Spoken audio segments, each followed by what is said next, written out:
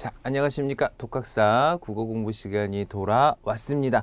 자, 저번 시간에 OT를 같이 진행을 했습니다. 어떠셨습니까? 여러분들 좀 공부하는 방향성을 잡는 데 조금 도움이 되셨습니까? 자, 조금이나마 공부하는 방법에 대해서 제가 소개해드린 점들이 도움이 되셨기를 바랍니다. 자, 그렇다면 오늘은 여러분들하고 본격적으로 이론 강의를 좀 시작을 해볼 겁니다. 자, 긴장하시지 마시고 제가 있으니까 긴장하지 마시고 여러분들이 좀 편한 마음으로 강의에 들어주시면 훨씬 더 공부가 잘 될 거라고 믿습니다. 자, 일단 1장 1절 국어에 대한 이해입니다. 자, 제목 그대로 국어에 대한 어떤 전반적인 부분들, 언어에 대한 전반적인 부분들을 다뤄본다라고 생각하시면 될 겁니다. 자, 뒤쪽으로 갈수록 조금 어려워지는 부분들이 있으니까 자, 여러분들이 그 부분에서는 조금 더 집중하셔야 될 것 같습니다. 자, 시작해 보도록 하죠. 자, 일단 언어로서의 국어입니다. 자, 언어에 대한 이해. 자, 언어는 사람과 동물을 구별하는 중요한 척도로. 자, 모두들 인정하시죠? 자, 인간만이 지닌 고차원적인 의사 전달의 수단이다. 그래서 이 언어가 인간과 동물을 구별짓는 가장 중요한 척도다라고 생각하시면 되겠죠? 자, 그리고 언어에 대한 기술은 실용적인 목적을 염두하지 않는다라고 되어 있습니다. 자, 언어를 상업적인 목적에 사용해서 어떤 돈벌이 수단으로 쓰지 않는다라는 얘기가 되겠죠. 자, 그리고 언어에 대한 이해는 심리학 등의 다른 분야와도 관련이 분명히 있겠죠. 그래서 저 사람은 왜 저런 단어를 사용해서 저런 문장을 만들고 저런 얘기를 할까? 자, 그래서 그런 것들에 대한 어떤 속 안을 들여다보면 이런 심리학과 관련된 부분들도 분명히 연계가 있다라는 거죠. 자, 그리고 언어는 문화와 사회, 협동생활의 가장 기본 수단이고 주변 생활에 있어 가장 중요한 역할을 합니다. 사회생활에 있어서 가장 중요하다라고도 볼 수 있겠죠. 그리고 언어가 없으면 생존은 가능합니다. 숨은 쉴 수 있으니까 생존은 가능하겠죠. 하지만 사회생활은 불가능해집니다. 제가 입 꾹 다물고 있으면 좋아하지 않겠죠, 사람들이. 그래서 사회생활은 불가능해진다라는 거. 그래서 언어에 대해서 우리가 전반적으로 몰랐던 부분들인데 언어라는 게 이렇구나라고 여러분들이 이해하시고 넘어가시면 충분할 것 같습니다. 자, 그리고 언어와 생활과의 관계가 깊은 만큼 언어 연구의 필요성은 여전히 높다라고 볼 수 있겠죠.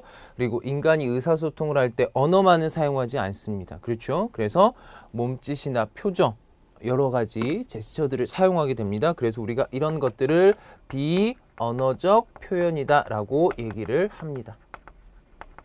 그래서 항상 사람은 언어적 표현이나 비언어적 표현이 동시에 같이 적용이 된다라고 생각하시면 되겠죠. 자, 그러면 언어의 특성은 어떤 것들이 있습니까? 자, 여러분들은 별표를 미리 다셔야 될 것 같습니다. 아주 중요한 부분이고 늘 출제가 많이 되는 그런 부분입니다. 자, 언어의 특성은 일단 첫 번째 자의성부터 좀 살펴보죠. 자, 말소리와 의미는 우연한 결과다. 제가 저번 시간에 OT 할 때 특히나 문법 파트 같은 부분들은 우리가 좀 키워드로 엮어서 이해하는 게 훨씬 더 편할 것이다 라고 했죠. 그래서 여러분들이 자의성 했을 때 첫 번째로 떠올리실 키워드가 바로 우연합니다 라는 거를 좀 떠올리면 공부에 도움이 되실 것이다. 그런 연상작용을 좀 해보시는 것도 도움이 될 겁니다. 자, 말소리와 의미는 우연하다. 자, 여러 가지 다른 표현들로도 불리고 있습니다. 자, 언어의 가장 큰 특성으로 모든 특성을 포괄한다. 예문에 꽃이라 부르는 데에는 아무런 이유가 없다. 이게 무슨 소리입니까? 라고 얘기하신다면 예를 들어 우리는 꽃이라고 부릅니다. 그렇죠? 자, 영어권에서는 어떻게 부릅니까, 여러분들? 플라워라고 부르죠. 자, 그러면 질문 드릴 겁니다. 왜 우리는 꽃이라고 부르고 그들은 플라워라고 부릅니까? 아마 대답할 수 있는 사람은 없을 겁니다. 자, 왜냐하면 이유가 없기 때문이죠. 그래서 꽃을 꽃이라고 부르고 플라워를 플라워라고 부르는 건 우리는 꽃이라고 부르는 게 편한 것이고 그들은 플라워라고 부르는 게 편하기 때문이라는 거죠. 그래서 자, 언어라는 것이 말소리하고 의미가 어떤 특별한 이유가 있어서 관련을 맺고 있는 것이 아니다 라는 얘기입니다. 자, 그리고 두 번째 사회성입니다. 사회성에 쓸 때 여러분들이 떠올리실 키워드는 약속입니다. 자, 그래서 언어는 사회적 약속이므로 개인이 절대로 바꿀 수가 없습니다. 그렇죠? 출생 지역이나 국가에 따라 쓰는 말이 다르다라는 것도 사회성의 일종. 또 채팅 용어 같은 언어는 일반인들이 잘 알아듣지 못하는 것, 특정 집단에서 쓰고 있다는 것도 언어의 사회성이죠. 그리고 또한 대표적인 사회성은 자, 지금부터 제가 칠판을 구름이라고 바꿔서 부를 겁니다, 여러분들. 자, 구름을 좀 보시죠. 라고 한다면 저는 지금 여러분들하고 제대로 된 의사소통을 한다고 볼 수 있습니까? 아니죠. 자, 그래서 나 혼자 개인이 이것은 이제부터 구름입니다라고 한들 구름이 되지 않는 것이죠. 그래서 자, 언어는 이미 사회적으로 된 약속이니까 개인이 바꿀 수 없는 것이다 라고 여러분들이 개념 잡으시면 될 것 같습니다. 자, 세 번째 역사성입니다. 자, 역사성은 언어는 시대의 흐름에 따라서 뭐 한다? 변한다 라는 것이죠. 그래서 우리가 가역성이다 라고 얘기를 하는 겁니다. 자, 예를 들어서 중세의 사성, 성조, 높낮이가 현재는 소리의 길고 짧음을 표시하는 장단으로 변했다라는 거죠. 자, 중세 국어 때 보면 우리가 뒷강에서 아마 배우게 되실 겁니다. 자, 글자의 왼쪽에 점을 찍어서 또는 찍지 않거나 점의 개수를 달리해서 자, 높낮이를 표시했다라는 거죠. 자, 그런 것들이 지금은 장음, 표시로 남아있는 것이고 또 즈문이라는 말이 지금은 천이라는 말로 또 어리다는 말이 예전에는 어리석다였지만 지금은 나이가 적다. 영의 의미로 쓰이고 있다는 거죠. 그래서 이런 것들이 전부 다 언어의 역사성이다 라고 보시면 됩니다. 자, 그리고 분절성인데 자, 불연속성이라고 얘기를 합니다. 연속적인 현실을 어떻게 끊어서 표현한다라는 거죠. 그래서 자, 무지개의 색깔은 사실상 자세히 들여다보면 어떻습니까, 여러분들? 명확히 빨주노초 파남보의 구분이 있지는 않죠. 경계가 없죠. 사실 색깔이 이렇게 서로 스미듯이 연결이 돼 있죠. 하지만 우리는 그것을 그냥 빨주노초 파남보 7가지로 나누어서 얘기하고 있다라는 거. 분절성. 사실 사람의 몸도 다 연결이 돼 있지만 팔, 다리 따로 우리가 불러서 얘기하고 있죠. 그런 것들이 다 분절성이다라고 보시면 됩니다. 그리고 창조성. 자, 생각이 열려 있어 언어를 무한히 만들어낼 수 있다라는 거. 쉽게 말하면 창조해낼 수 있다라는 거. 그것이 창조성이다라고 보시면 되겠죠. 자, 사고의 개방성이라고도 우리가 얘기할 수 있겠죠. 그래서 용, 봉황, 도깨비나 혜태, 실제 현실에 존재하지 않는 상상 속의 것들을 만들어낼 수도 있습니다. 그리고 추상성은 언어로 추상화를 한다. 즉 개념화의 과정을 거친다라는 거죠. 자, 코스모스, 백합, 장미, 국화 이런 것들은 다 꽃의 일종이죠. 그런데 그런 것들을 꽃이다라고 개념화시켜서 지금 얘기를 했습니다. 그래서 이런 여러 가지의 언어의 특성들 여러분들이 잘 하나하나 정리를 좀 해두셔야 될 필요성이 분명히 있는 중요한 부분입니다. 자, 그렇다면 자, 언어는 어떤 기능들을 합니까?에 대해서 여러분들이랑 좀 살펴보게 될 겁니다. 자, 언어의 기능입니다. 언어는 일단 가장 기본적인 기능은 당연히 의사전달이 되겠죠. 그래서 소통과 전달을 통해 기억력을 향상시키고 추상화, 앞에서 개념 다뤘죠?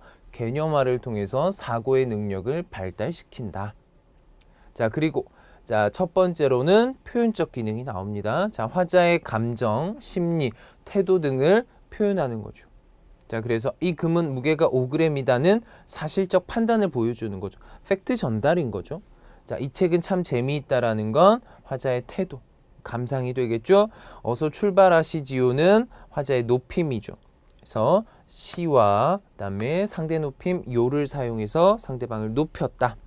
그리고 영우는 공부하지 않은 것 같다라는 건 판단에 대한 확신성 여부죠. 그래서 이런 것들, 이런 예문들을 통해서 이런 것들이 이루어지고 있구나를 여러분들이 좀 잘 정리해 두시면 어렵지 않게 넘어가실 수 있을 거라고 생각을 합니다.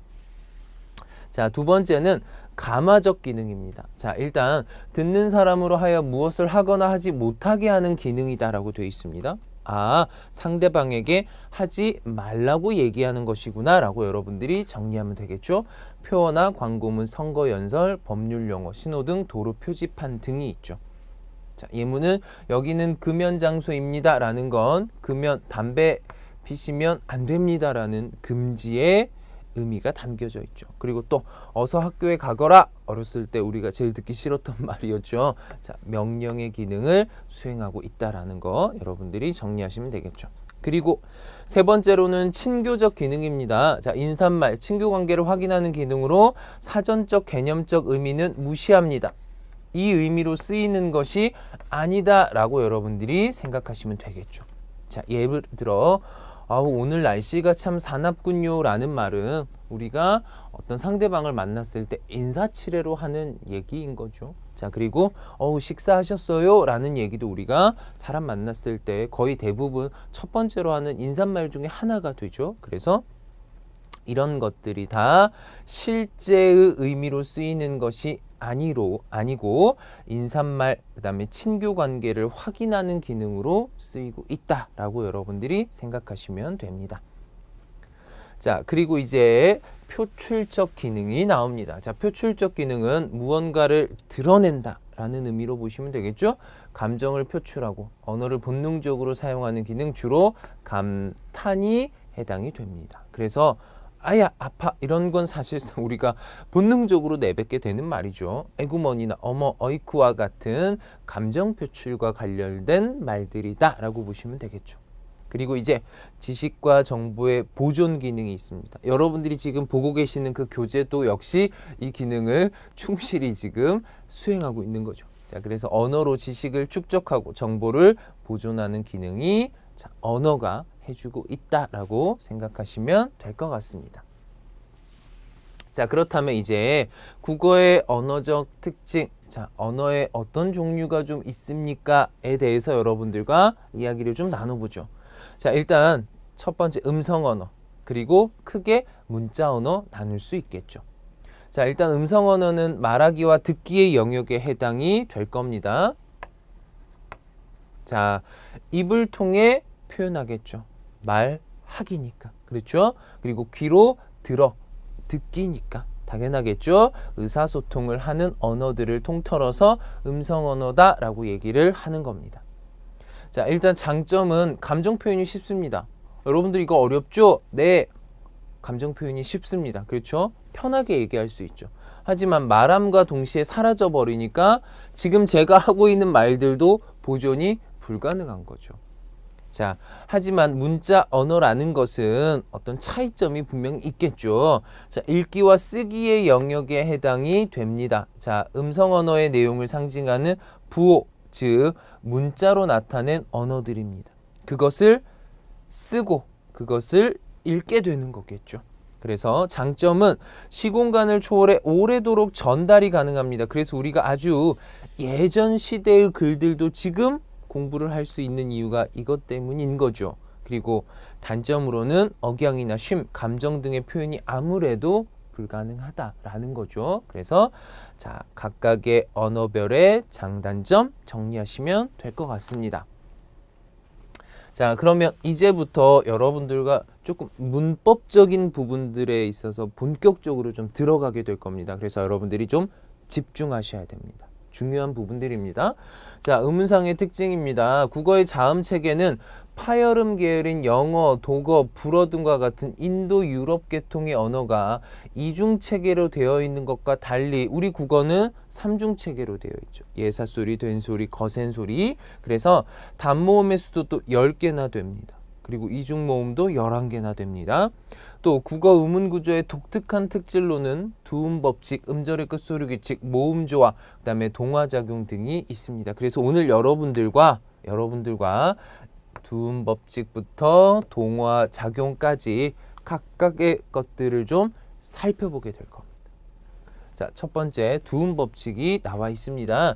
자, 일단 두음 법칙은 이 두가 당연히 머리를 뜻하겠죠. 그래서 글자의 머리니까 여러분들은 개념을 첫 글자를 말하는 거구나 라고 생각하시면 되겠죠.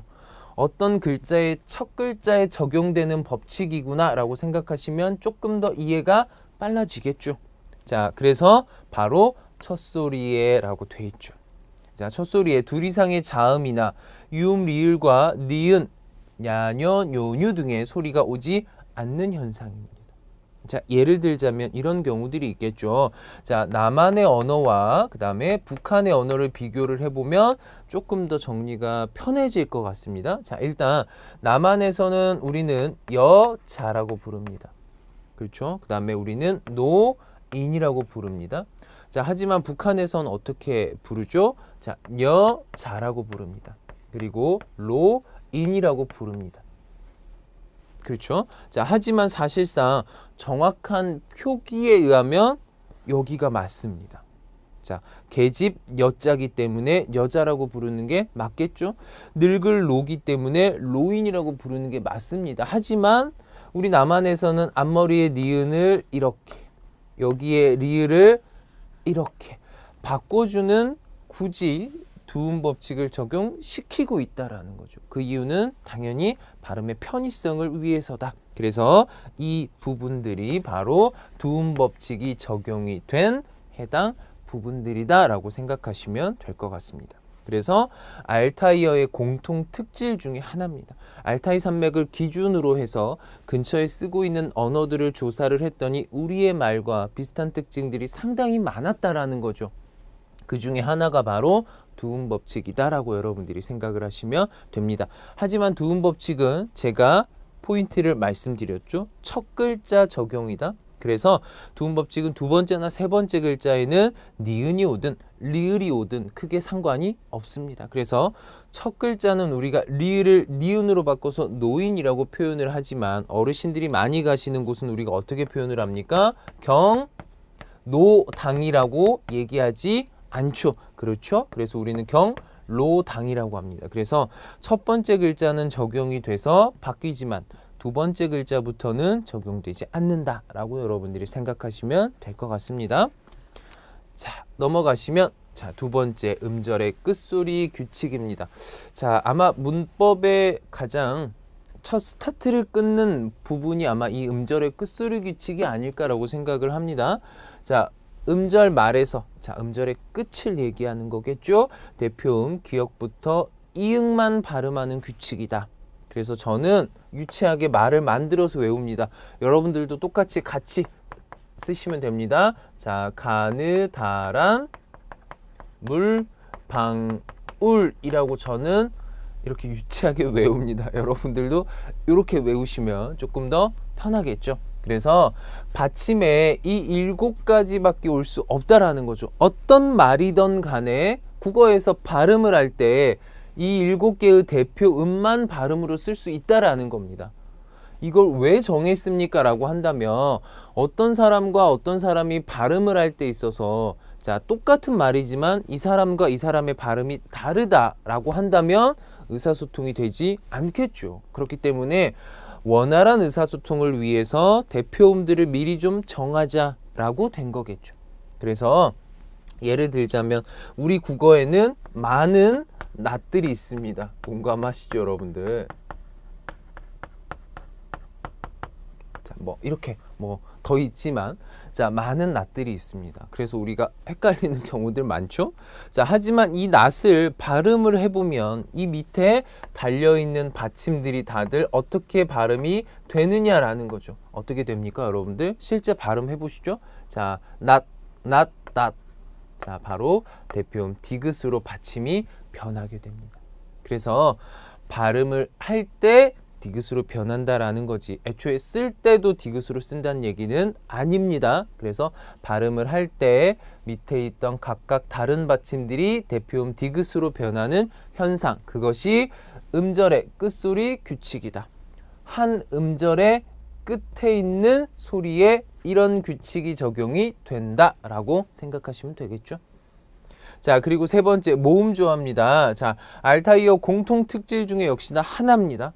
자, 양성 모음은 양성 모음끼리, 음성 모음은 음성 모음끼리 결합하려는 현상입니다.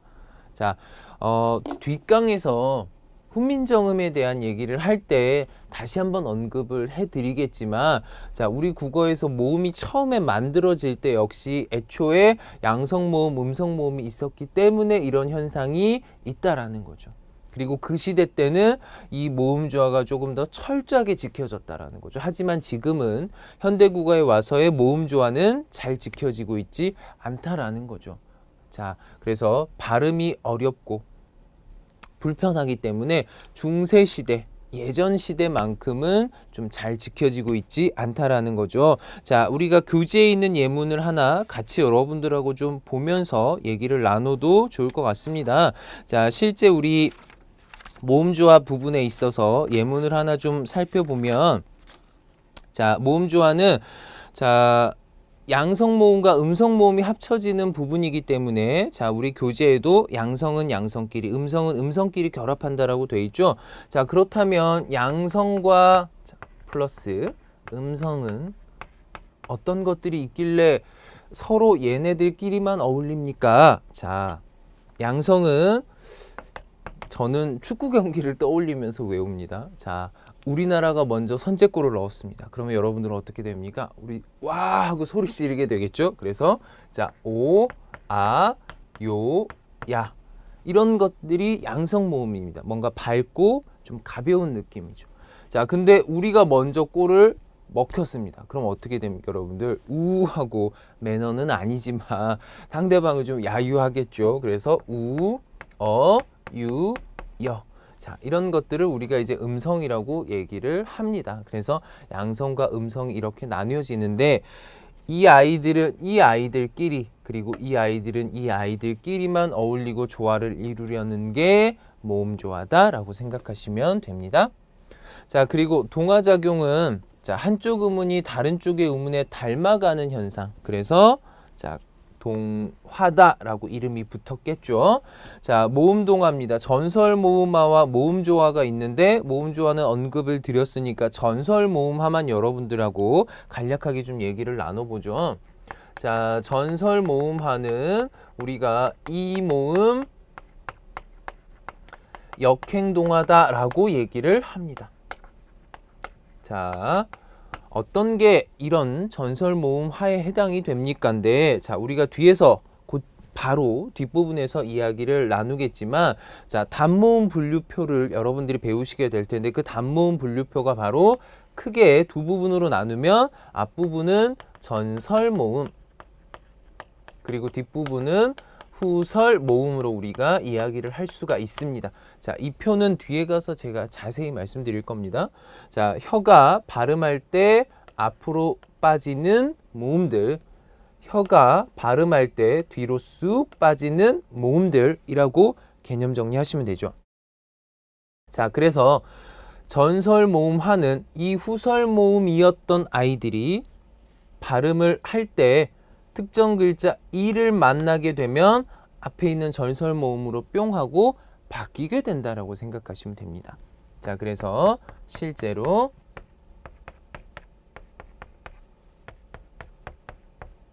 저는 외우고 있습니다. 그렇죠? 여러분들도 외우셔야 됩니다. 자, 이 후설 모음 5개가 전설 모음으로 바뀔 겁니다. 하지만 여러분들이 주의하실 점은, 자, 이 전설 모음은 표준어에 해당하지 않습니다. 그래서 사투리에 해당하는 경우구나 라고 여러분들이 생각하시면 되겠죠. 그래서 자, 어떤 예문이 좀 있습니까? 라고 한다면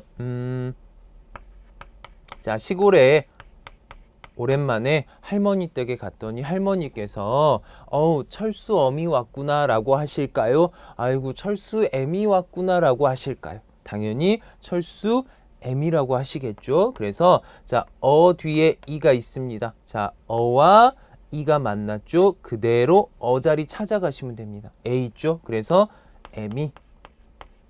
그리고 시골에 가시면 할머니들이 고기를 뭐라고 부르는지 기억나십니까? 저희 할머니도 항상 고기를 이렇게 말씀하셨습니다. 자, 오하고 이가 만났습니다. 그렇죠? 자, 오자리 여기 있습니다. 자, 오자리 그대로 찾아가면 외가 있습니다. 그래서 괴기. 앞서 쇠개기, 돼지개기 이렇게 말씀하셨던 거 아마 들어보신 기억들이 있을 겁니다. 그래서 자, 이런 것들은 다 사투리에 해당하는 아이들이다. 하지만 전설모음화도 너무 오랫동안 써서 굳어진 것들은 그냥 표준어로 인정해주는 단어들도 있습니다. 대표적인 예가 바로 냄비입니다. 우리 라면 끓여 먹는 그 냄비는 원래 남비였지만 사람들이 냄비를 더 많이 써서 오랫동안 굳어져 버렸기 때문에 냄비를 표준어로 인정을 해주게 된 것이죠. 그래서 이런 개념이 전설모음화, 이 모음 역행동화구나 라고 여러분들이 생각하시면 될 것 같습니다. 자, 그리고 자음동화에는 국외음화, 비음화, 유음화, 설득음화라고도 합니다. 등이 있다. 자, 간략하게 여러분들이랑 정리를 좀 하고 넘어가죠. 자, 일단 첫 번째 국외음화에 대해서 좀 이야기를 나눠보면, 자, 국외음이라는 건 사실 바로 입, 천장, 소리입니다. 자, 확인을 좀 해보죠. 여러분들 교재에 바로 자음에 분류해서 자음 분류표가 실제 지금 실려 있습니다. 그렇죠? 거기에 보시면 자, 입천장 소리, 특히 센입천장 소리에 보면 지읒, 쌍지읒, 치읒이 눈에 보이실 겁니다. 그렇죠? 그래서 어떤 다른 소리들이, 즉 입천장 소리가 아니었던 소리들이 어떤 특정 글자를 만났을 때 입천장 소리로 변하게 되는 현상을 국외음화다라고 얘기를 합니다. 자, 그래서 어떤 것들이 변합니까? 바로 디귿과 티읕이 모음 이를 만나면 지읒과 치읒으로 변하는 현상입니다. 그래서 예문을 하나 들자면, 자, 우리 1월 1일에 해돋이 보러 가자. 자, 실제 발음하면 어떻게 됩니까, 여러분들? 여기 있던 디귿이 여기 있던 이를 만나서 최종적으로는 발음이 해, 도, 지 하고 이렇게 지읒으로 변하게 됩니다. 그렇죠. 자, 그리고 또 야, 우리 같이 밥 먹으러 가자 라는 말도 발음하면 어떻게 됩니까, 여러분들? 치가 되죠. 그래서 자, 여기 있던 티읕이 모음 이를 만났습니다. 그럼 이제 치읒으로 변할 차례겠죠. 역시나 변했습니다. 이런 것들이 국외음화다라고 생각하시면 됩니다. 자, 그리고 두 번째 비음화와 유음화입니다. 자, 자음 분류표를 다시 한번 여러분들하고 보죠. 자, 자음 분류표에 보시면 울림소리에 두 가지가 있습니다. 뭐하고 뭐가 있습니까? 비음과 유음이 있습니다. 그렇죠? 그래서 비음과 유음. 자, 즉 비음화는 비음이 아니었던 애들이 비음이 되는 현상. 유음화는 당연히 유음이 아닌 아이들이 유음이 돼버리는 현상을 말하겠죠. 그래서 비음화는 전 이렇게 외웁니다. 바, 다, 가, 넘어, 어머니. 저는 이렇게 외웁니다. 바닷가, 넘어, 어머니. 자, 비읍, 디귿, 기역이 니은, 미음을 만나면 이응, 미음, 니은인 비음으로 변하게 되는 현상이라는 거죠. 자, 예를 들면 자, 국물을 발음하면 어떻게 됩니까, 여러분들? 국물이 되죠. 자, 그래서 여기 기역이 미음을 만났죠. 미음을 만났습니다. 발음이 어떻게 변했죠? 이응으로 변했습니다.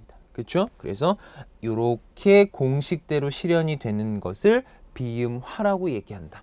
비음은 콧소리를 얘기합니다. 자, 유음화는 자, 리을밖에 없죠. 유음에는. 그래서 리을 앞에 니은이 붙거나 또는 뒤에 니은이 붙거나 다 상관없습니다. 리을의 앞뒤로 붙는 니은은 다 리을로 변할 수밖에 없습니다. 자, 예를 들면 자, 실라를 발음하면 실라가 됩니다. 그렇죠? 앞에 니은이 리을로 변했습니다. 그렇죠? 자, 그리고 칼날입니다. 발음하면 칼날이 됩니다. 자, 앞에 뒤에 니은이 리을로 변했습니다. 그렇죠? 그래서 자, 이렇게 앞뒤로 붙는 리을이 다 리을로 변하게 되는 현상을 우리가 유음화라고 한다라고 정리하시면 될 것 같습니다. 자, 그리고 이 밖에 음상의 차이로 인해 표현 의미가 달라지는 사실들을 들 수가 있다. 그래서 가장 기본적인 문법 현상들 몇 가지 여러분들이랑 정리했으니까 꼭 복습하시고 정리해 보시는 게 필요하겠죠. 자, 그렇다면 이제 의문의 체계에 대해서 여러분들이랑 좀 간단하게 얘기를 나눠보죠. 자, 여러분들은 교재를 좀 보시면서 저랑 같이 설명을 들으시면 훨씬 더 좀 나을 것 같다라는 생각이 듭니다. 자, 의문의 체계, 자음의 분류입니다. 일단 크게 안울림 소리와 울림 소리로 나뉩니다. 이 친구들은 발음할 때 소리가 안 울립니다. 하지만 이 친구들은 발음할 때 발음기관에서 울리게 된다라고 생각하시면 됩니다. 어려운 개념 아니죠? 자, 그리고 파열과 파찰과 마찰이 있습니다. 일단 파열은 금방 확인할 수 있습니다, 여러분들. 자, 피읍을 한번 확인해 볼까요, 여러분들? 자, 손끝을 입 앞에다가 한 3cm 정도 틈을 두시고 실제로 여러분들이 피읍 하고 발음해 보시면 파열이구나라는 걸 바로 확인하실 수 있습니다. 피 할 때 입 안에 있던 공기가 손끝을 툭 하고 치게 되는 걸 분명히 느끼실 겁니다. 그래서 파열이라는 건 쉽게 말하면 터져 나온다는 거죠.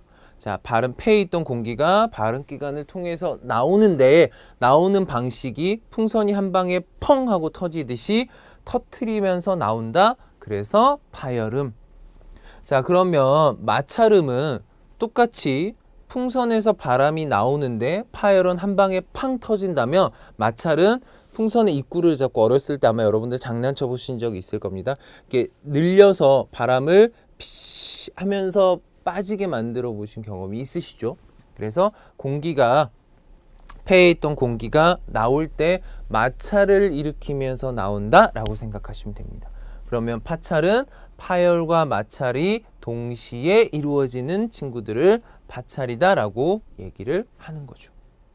자, 그리고 비음은 당연히 콧소리입니다. 그리고 유음은 실제로 여러분들이 리을을 발음하실 때 입안에 있던 혀가 리을 할 때 이렇게 오므라드는 거 분명히 느끼실 겁니다. 그렇다면 입안에 있던 공기가 폐에 있던 공기가 입을 통해서 나갈 수 있는 통로는 혀의 양 옆밖에 없죠. 그래서 공기가 혀의 양옆을 타고 흘러서 나온다. 그래서 유음 흐름소리다라고 우리가 얘기를 하는 겁니다. 자, 그리고 이 부분은 우리가 글자들이 발음이 되는 소리가 나는 자리다라고 생각하시면 됩니다. 그래서 입술, 혀끝, 센 입천장, 여린 입천장. 입천장이 상당히 길죠. 그래서 반으로 툭 잘라서 앞쪽은 센 입천장, 뒤쪽은 여린 입천장이라고 되어 있습니다. 그리고 목구멍까지 해서 목청 사이까지가 우리가 소리가 나는 자리로 정리가 되어 있습니다. 그리고 발음이죠. 예사된 거센. 내려갈수록 발음이 세진다라고 생각하시면 되죠. 그리고 거기에 각각 해당하는 글자들이라고 보시면 될 것 같습니다. 자, 그리고 넘어가면 이제 자음을 배웠으니까 당연히 여러분들이 모음도 정리를 좀 하셔야겠죠. 자, 그래서 일단 모음은 단모음과 이중모음으로 나뉩니다.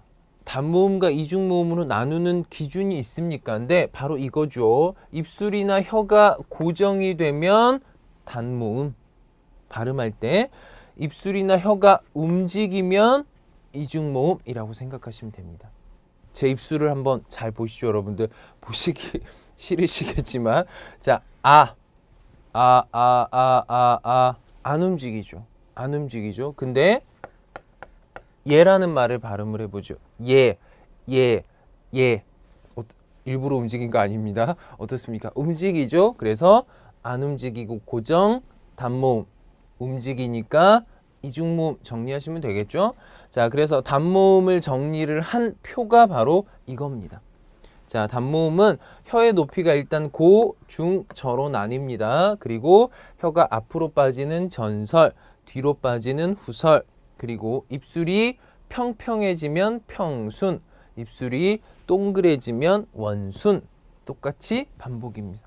그래서 예를 들어 위면 전설 모음이면서 입술이 동그란 원순 모음이고 고모음이다 라고 여러분들이 이렇게 정리를 하시면 좀 수월해질 것 같습니다. 자, 그럼 이중모음으로 가면 소리 내는 동안 입술이 내 혀가 움직인다. 그래서 반모음 이로 시작되는 것. 이중모음이라는 건 단모음처럼 하나 혼자가 아니라 어떤 반모음이 와서 섞여 들어가서 만들어졌다라고 개념 잡으시면 되겠죠. 그래서 반모음 이로 시작되는 아이들, 우오로 시작되는 거, 이로 끝나는 것들. 그래서 반모음이 섞여 있는 아이들이다라고 생각하시면 되겠죠. 그래서 단모음과 이중모음 정리가 이렇게 되는구나 라고 여러분들이 생각하시면 될 것 같습니다. 자, 그렇다면 이제 어휘상의 특징으로 조금 넘어가 보도록 하죠. 자, 어휘상의 특징은 일단 언어는 언어를 사용하는 언중의 역사와 생활을 반영할 수밖에 없습니다. 당연하죠. 언어라는 것은 그 민족의 문화, 어떤 생활의 모습, 사상, 가치관 이런 것들이 고스란히 반영될 수밖에 없겠죠.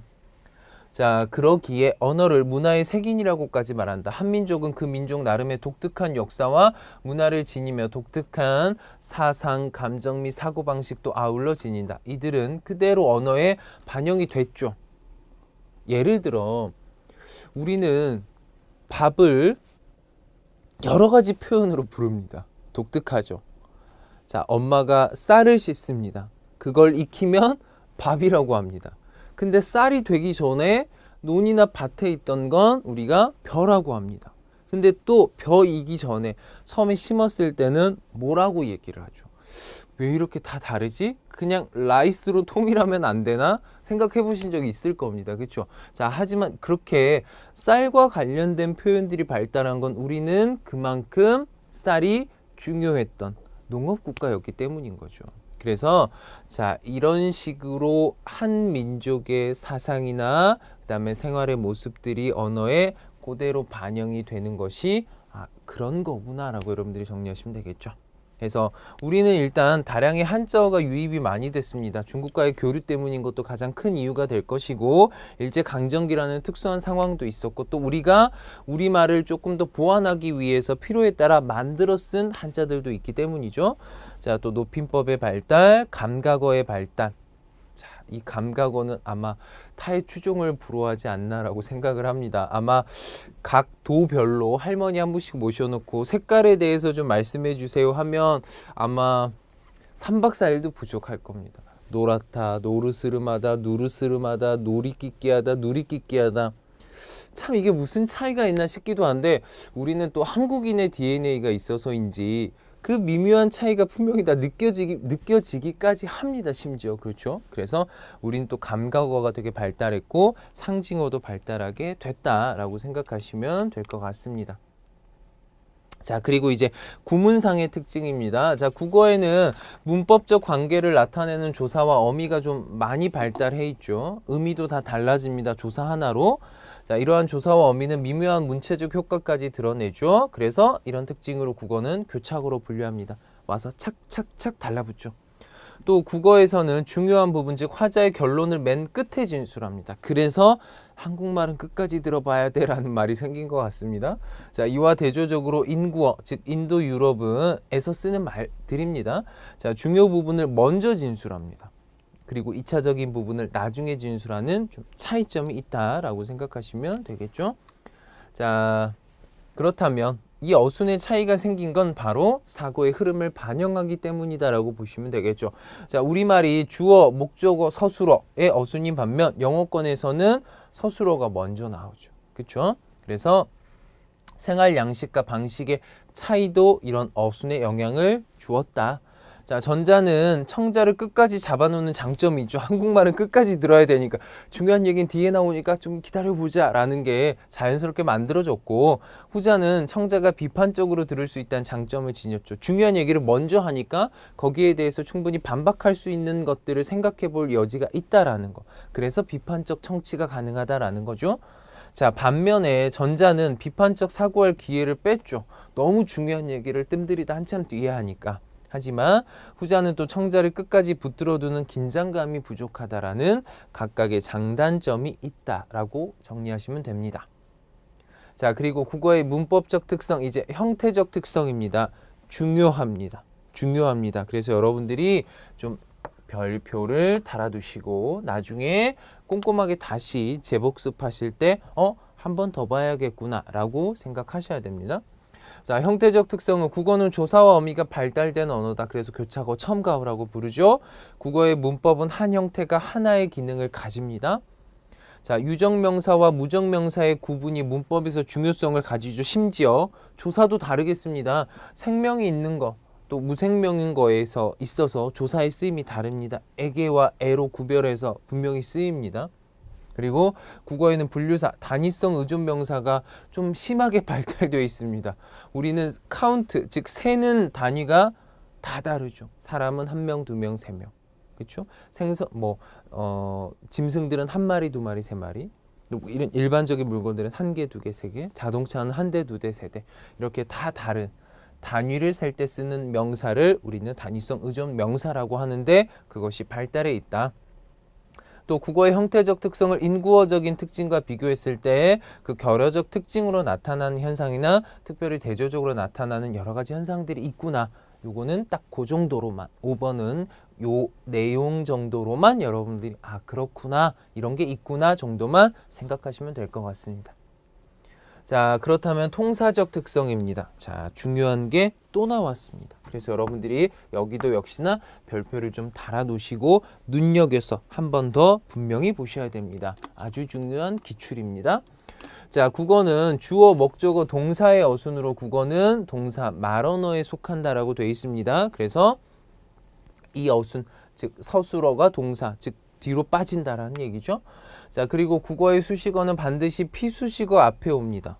당연한 얘기죠. 그래서 좌분지 언어다. 왼쪽에 온다라는 얘기죠. 서술어가 있으면 이 왼쪽 부분에서 이렇게 꾸며주는 역할을 하기 때문인 거죠. 자, 그래서 국어는 핵 끝머리 언어에 속한다. 핵이 동사를 말합니다. 중요한 서술어가 끝에 온다. 자, 국어는 자유 어순 또는 부분적 자유 어순을 가진 언어다. 자, 주어, 목적어, 서술어의 순이지만 특정 부분에 있어서는 조금 바뀌는 거는 가능하다. 자, 국어는 근간 성분, 특히 주어나 목적어가 쉽게 생략이 가능합니다. 정보 공유만 돼 있다면 얼마든지 빼고 얘기할 수 있죠. 철수 어디 갔어? 화장실. 철수란 주어 빼고 얘기하고 있죠. 자, 국어는 담화 중심적 언어이며 주제 부각형 언어이다. 이야기가 중심이 되고 그 이야기에서 나타내고자 하는 주제를 부각시키는 것이 우리 국어의 특징이다. 또 국어에는 통사적 이동이 드물거나 거의 없습니다. 이 부분에서 나온 거는 특정 상황에서의 어순을 좀 바꿀 수 있는 부분을 얘기하지 아무 데서나 우리가 다 국어의 통사 어순 순서를 함부로 바꿀 수는 없겠죠. 자, 국어는 경어법, 즉 높임법을 얘기합니다. 매우 발달돼 있다라고 보시면 됩니다. 자, 그리고 알아두기에 있는 내용 교재에 잠깐만 좀 언급을 하면 짧은 내용이니까 자, 국어의 문법적 현상은 형태적 현상은 단어 형성, 그다음에 품사, 조사, 어미와 관련된 것이고 통사적 현상은 구성, 성분, 어순, 그다음에 구성의 기능, 문법 요소와 관련되는 현상이라고 나와 있으니까 여러분들이 이 부분 내용 정리하실 때 이런 것들이 이런 걸 뜻하는 거구나 매칭해 보시면 될 것 같습니다.